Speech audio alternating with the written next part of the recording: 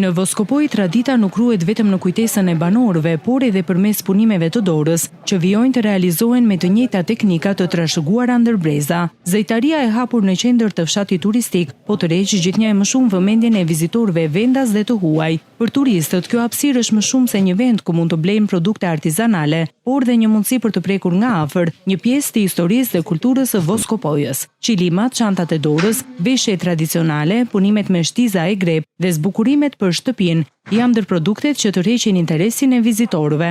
Shumë prej tyre zgjedhin t'i blejnë këto punime, duke i marrë me vete si një kujtim të veçantë nga Voskopoja dhe një produkt të realizuar tërësisht me dorë. Në këtë kohë në Bear ka shumë klienta. Vinë, shikojnë dhe marrin nga gjërat që u pëlqejnë.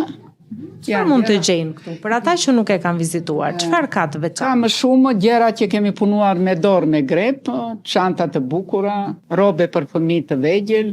Por ajo që e bën edhe më të veçantë këtë zejtari është fakti se ajo funksionon dhe si një mini muze i traditës voskopojare. Brenda saj janë ekspozuar objekte dhe punime të ndryshme që tregojnë mënyrën e jetesës, zanatet dhe kulturën e banorëve të zonës ndër vite. Të zgjau që bëjmë qilimat, më shumë e kemi patur neve trashëgimin, ja u lënë dhe fëmijëve këtë lloj punime, mund të them 50 vjet që kam veglën e shtëpisë edhe kam rojtur. Një muzeum është një gjë artistike që mund ta shikosh. Po tjetër çfarë objekte kanë? Kjo përdoreshe, e bënim kosin, e bënim dhallë, pastaj e nxinim gjalpën. Përmes këtij kombinimi mes zejtarisë, historisë dhe turizmit, hapësira po kthehet në një pikë tërheqëse për turistët që vizitojnë Voskopojën, duke i dhënë vlerë jo vetëm produkteve artizanale, por dhe trashëgimisë kulturore që ato përfaqësojnë.